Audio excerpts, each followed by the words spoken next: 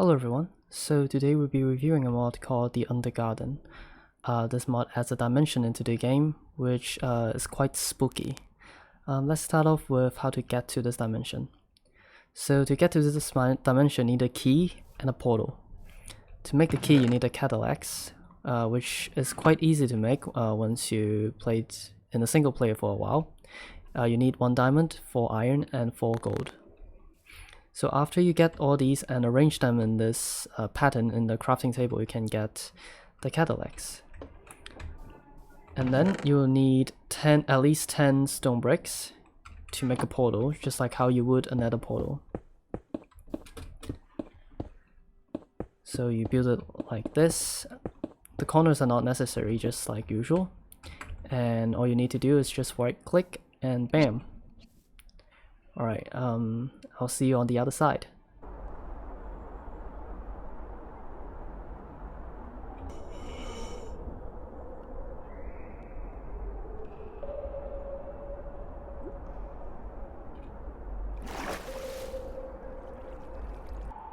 Alright, so we are now in the Undergarden. This place looks really spooky, and the feeling and the soundtracks they're using is really phenomenal. This gives me the feeling of the Betweenlands, another dimension mod in 1.12.2. This mod is still in early stage of development, but is already so good. Alright, so let's start with the mobs. So for the passive mobs, there are 5 mobs. We'll start with Dwellers. The Dwellers, they don't do much. They walk around and they are scared of most rotten creatures and they will run from it. For the rotten creatures, they are the hostile, kind of hostile mobs, like here. They will run from them, and the rotten creatures will also attack them.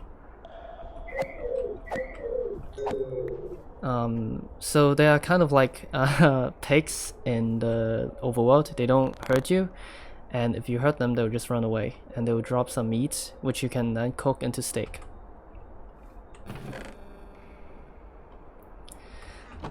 So next up we have the Gwiblings. These things are fish, and they will spawn in the water biomes below. There are some water biomes that are poisonous. I'm not sure if they will be affected by the poison, because in the page the mod author doesn't really says much about. Sorry, this guy's quite creepy. Alright, so they don't really talk much about the mod. I think they want you to try to explore the whole mod, which I guess when I'm making this mod review kind of goes against what they want. But yeah, so when they die, they will drop the raw fish or raw Gwiblings, which you can then cook into food. Alright, so next up we have the Skintlings. So these things are passive too, and when they walk, they will drop behind this goo, and if you try to walk in it, you walk really slowly. And if you kill them, they will drop a goo ball, which cannot be crafted into anything.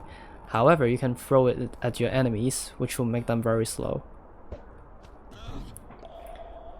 Yeah, so they will apply the goo effects, so it's quite cool. Alright, so next up we have the Blister Bombers. These things are basically passive mobs that are flying in the air. I don't think you can catch up to them unless you can fly like this, or if you have creative mode. But if they die, if I can get them, god, they're hard to get. Anyway, so when you kill them, they will drop a rotten blisterberry, which you can then use to make a bomb, like so. Now this thing is really powerful.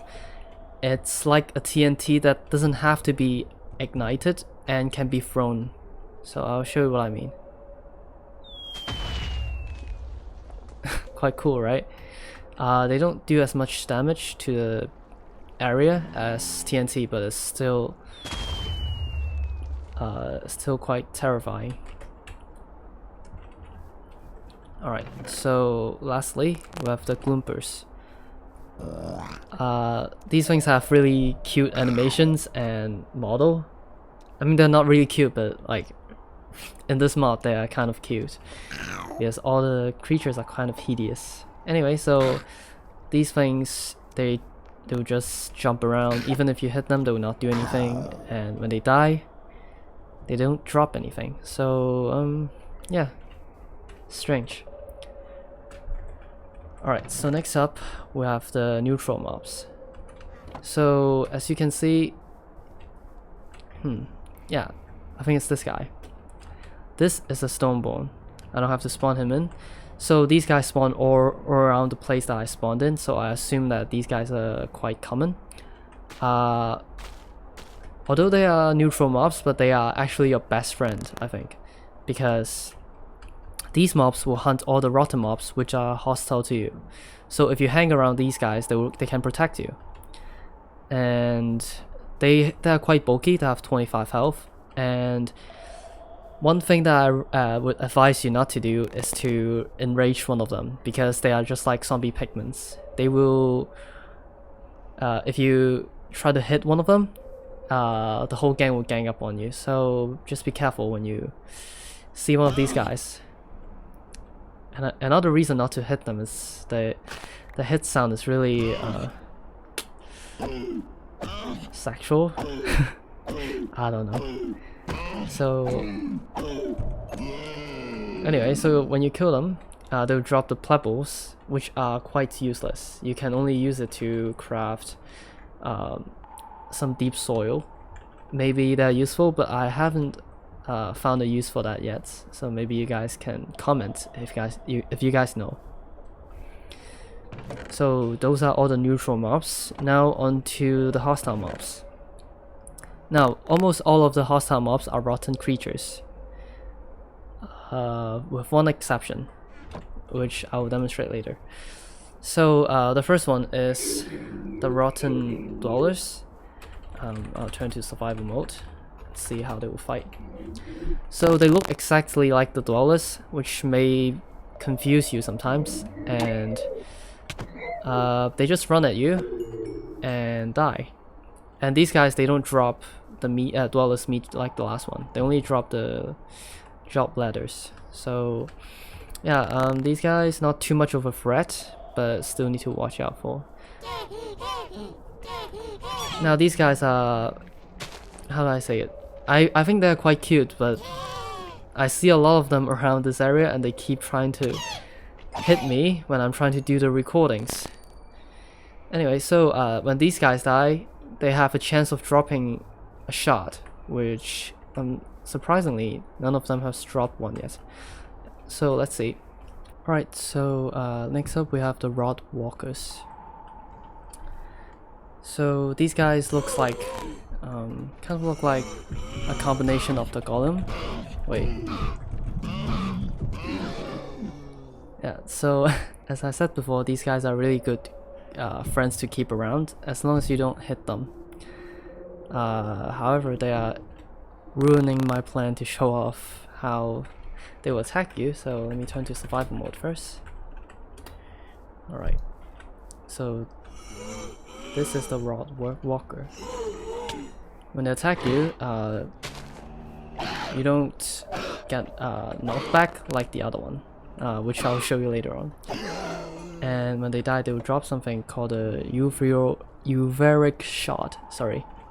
So you can use these things to craft the chunk, and you can then use the chunk to make an ingot, and you can use the ingot to make weapons like this, which I think is quite a tedious process, but I guess if you see enough of them here, you can I don't know, make a mob farm and just get shots like this. Alright, so next up we have the Rod Beast. Now this guy looks really awesome. When they hit you, you get knocked up like this, so you need to be really careful when you're fighting them.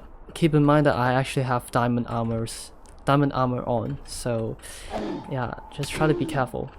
Oh god, I need to focus here. Oh no. Yeah, get him.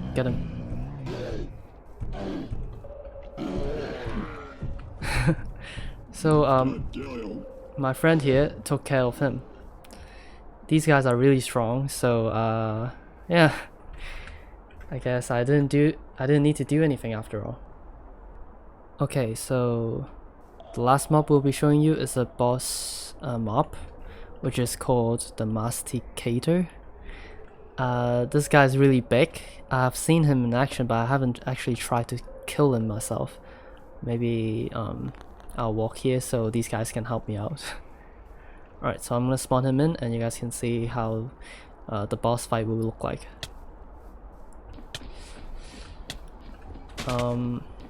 Looks like I cannot really hit it because they are having really good reach, so I'm gonna look for my friends for help again.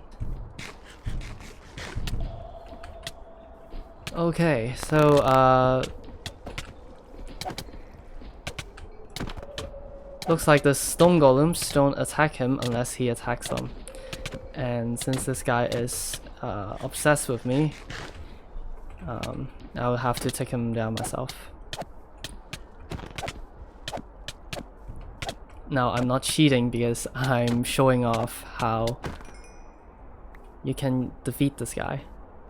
Alright, so after you fight to the death with this guy, and for some reason you can win, then you'll be able to get the Masticator scales, and you can use it to make this armor, which is really strong, and also I think some other items. Yeah, so basically those are all the mobs available. Alright, so now let's move on to the items, or just the armors actually. Firstly, let's talk about how you get these armors. So basically you get it from using these ingots, which you can find in the underground areas. You can find some ores and you can mine them and make these kinds of armors. This one is by far the worst armor in the mod. This armor will slow you down, and they don't provide much compared to the other armors. Maybe they're planning to add something in the future, or maybe I missed something, I don't know. Okay, so next up we have Kroggrum armor. I'm sorry. So this one's slightly better than the other one, and the only perks that it gives is that when you walk through the things that makes it glue, the stinklings. Yeah. So when you walk through that glue, you won't get trapped in them. So quite specific. I wouldn't recommend it unless you for some reason walking around in goo. Anyway, so this is the last armor, which is by far the best. It's the armor you can get from killing the rotten mobs. You get the shards and then turn them into chunks and then ingots, etc. And you can also get their ores down in the underground caves, if I'm not mistaken. Yeah. So these things are quite strong. I think they have the same. Yeah, I think they have the same toughness as the diamond armor. I think they're even a bit better. Alright, so last but not least, we have the items provided in this game. So firstly, they have this poisonous liquid, which is quite overpowered if you know how to use it. It poisons everything around, and the poison lasts for a really long time. Let's see. Yeah, they last for 30 seconds. So yeah, I think you get it from the poisonous lakes. So yeah, be on the lookout for those. And then we have the slingshots, which can be crafted like so. There are some trees around. Let's see if you can see those.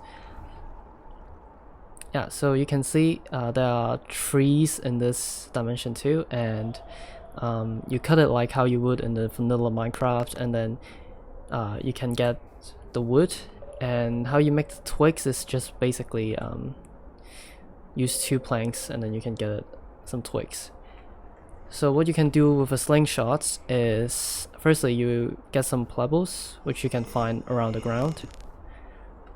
As long as you have those, you can start using it.